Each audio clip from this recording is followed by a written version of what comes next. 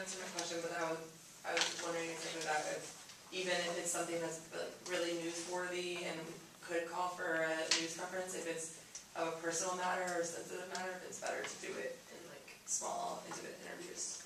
Well, see, with one very rare exception, every once in a while, a candidate or an office holder or a public figure is going to want to come across as a victim. And so standing in front of a news conference, a very well-attended news conference, so it's going to be a pretty big scale lead that night, bless you, it can lend a sense of, sympathy to somebody watching. Oh my gosh, there's that poor person standing in front of that mass of shouting reporters. But that's a pretty rare thing. And it's a very rare thing in a local or school board race. So generally speaking, I would say that whether it's, especially if it's a difficult matter to discuss, but even if it's something positive, if you've got the time to do it on one-on-one conversation, qualitatively, the results are going to be better. When you're talking to multiple people, having one-on-one interviews, what kind of, like, how are you deciding who to talk to first? Are you talking to smaller media outlets to generate a story that will eventually make its way, trickle up into, like, the LA Times, or are you just going to hit the LA Times right away?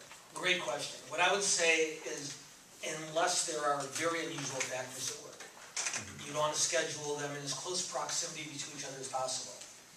In other words, the last thing you want is one reporter seeing their competitor posting a story or printing a story several hours or a day or longer before they did. So if you're going to do multiple interviews, do them back to back to back to back. And I would say that the reporter who covers you most regularly and faithfully probably usually deserves the first crack at it. That said, if this news is of such magnitude that you're going to attract attention from a larger news organization than you usually would, there's nothing wrong with letting CNN and the New York Times cut the line if you really got news that's that big. But rather than spacing them out days or even hours, you want to do them just one after the other. Wow, so not even like an hour in between. You're talking I would like say hang up the phone.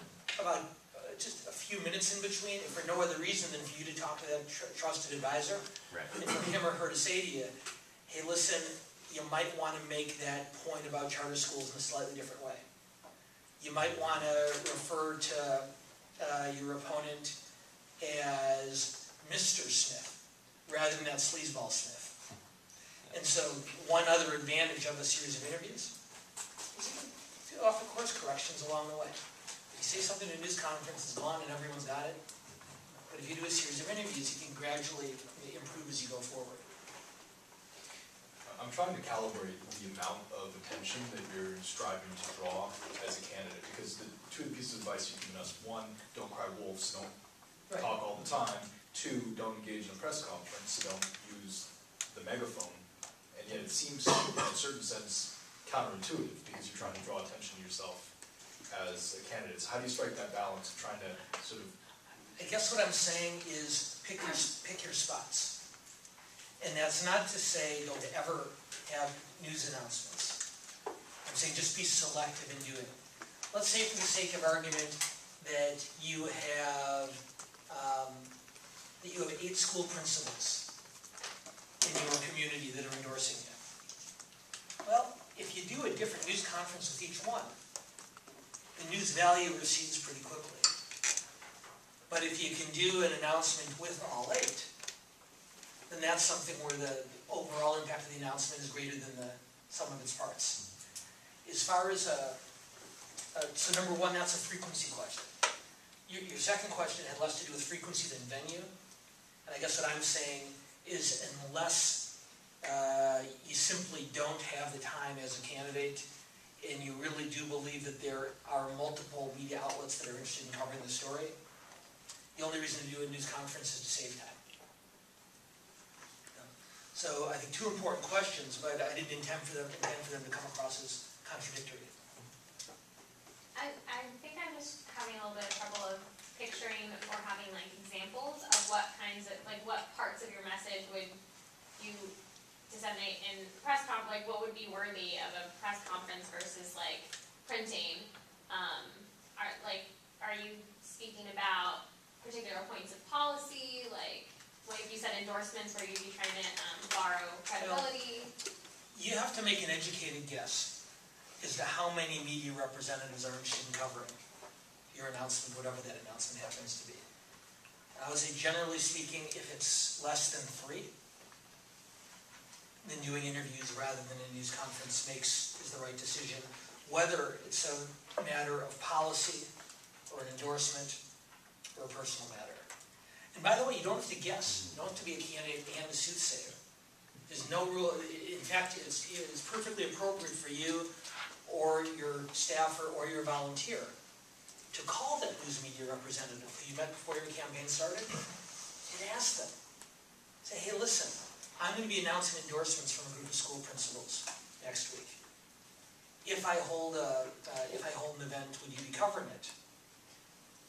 More often than not, the reporter's going to be honest with you. Say, hey, I've got an announcement on teacher evaluations and compensation that I'm going to be rolling out later this week. Is that something you would be interested in? When you ask the question that way, is that something you'd be interested in?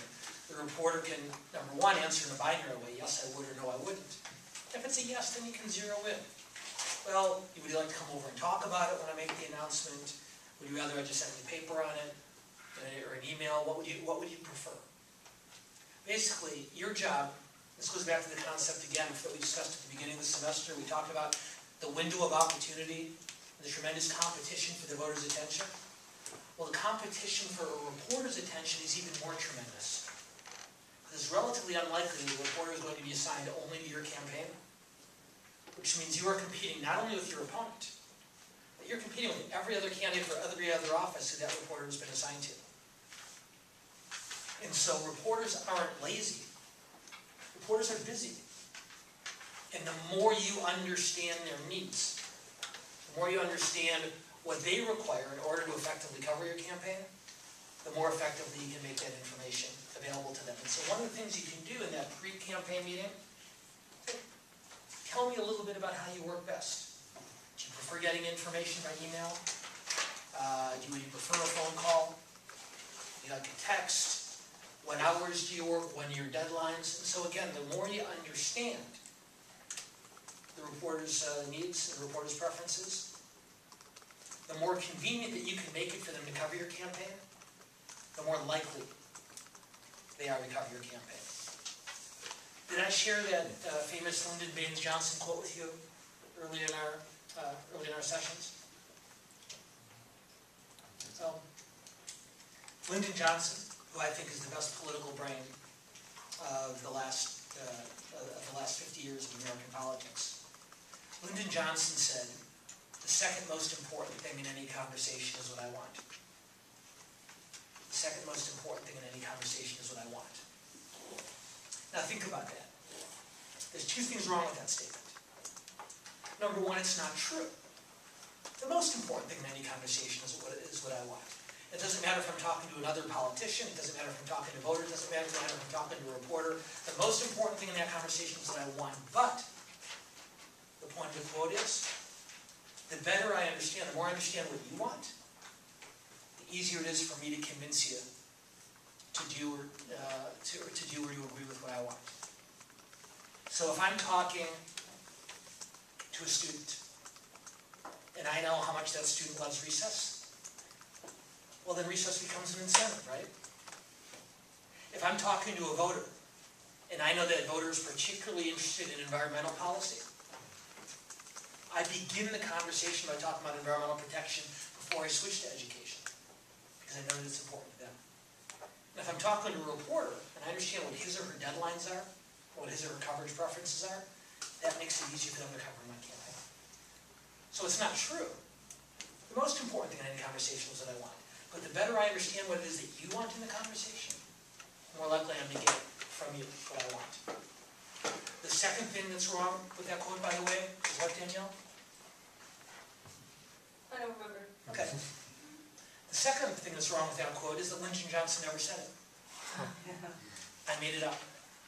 But what I've learned in my years of teaching at this level is that a student is much more likely, when the student thinks that something comes from a president of the United States or former president, a student is much more likely to write it down because they think they're going to get asked about it on the test. You could have just told us there are 3 points. Exactly. So I got fake quotes for LBJ, for Clinton, for Reagan, even for Churchill. But we'll come back to that some other time. So when I'm dealing with the news media, the better I understand their needs, the more convenient I make it for them to cover me, the more likely they are to. And again, it doesn't mean I'm going to be biased in my favor. It doesn't mean that they're automatically going to give me more or better coverage. But the easier I make it, the smaller portion of that window of opportunity I take up in their day, the more likely I am to get coverage. So let's talk about a news conference. Because unless you really do not believe, based on the reconnaissance work I was talking about earlier, unless you really do not believe that more than one or two news media outlets will be interested in it, the one time when you almost certainly would want to have a news conference is when you announce your candidacy for office. Again, there might be other opportunities along the way, but I'm going to spend a little bit of time now talking about how to set up a news conference for those rare times when you decide that that's the best way to deliver the information you have at hand. Did anybody, when you were in college, did anybody in here major in journalism or communications? Or take any journalism or communications classes? Journalism, communication, remind me your name? On. On? Mass communications. Mass communications. Do they still teach in mass communications the 5 W's? For a journalist covering a story? Sounds vaguely familiar. Right, Okay. When a reporter puts together a story, whether print or broadcast or online, what they're taught when they're writing a straight news story is to answer 5 essential questions. Who, what, where, when, why. And if you read a good news story, and when you read a news story that's written directly, as opposed to one with more flourishes or featurey aspects to it, when you just read a straight news story, you will see those 5 questions answered in, if not the first sentence, the first paragraph. Who? Danielle Bennett. What? Announced her candidacy for school board. When? Yesterday. Where? In front of, what's your school? Animal England. In front of Animal England. Why? Does anyone remember what the why is? Going back to class 2 weeks ago, or 2 classes ago? Why is the rationale? Danielle Bennett yesterday announced her candidacy for school board in front of Animal School. In her announcement speech, Bennett said, I am running because I want to create a better future for the children of Southern California. Who, what, where, when, why. So that's the reporter's job, is to answer those 5 W's. And there may be rhetorical flourishes, there may be featurey aspects, there may be something fun about Danielle's past. I said fun, I didn't say sordid, don't look so defensive.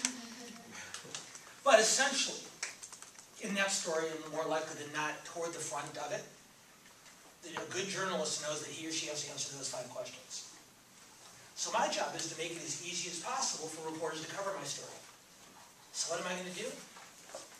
I'm going to answer those 5 questions as directly and as readily as possible.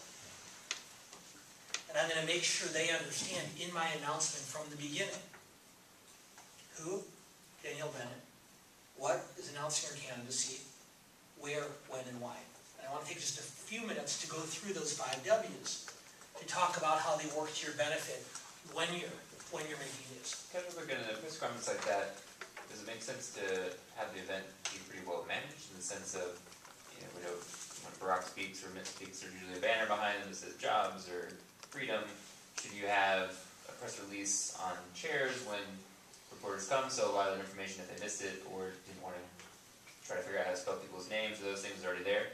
And can something be too overproduced, or would you want a conference like that to be organic and appealing? Well, let me come back and answer your question in a few minutes because it has a lot of different aspects to it. And anything I leave out, we'll come back to, okay?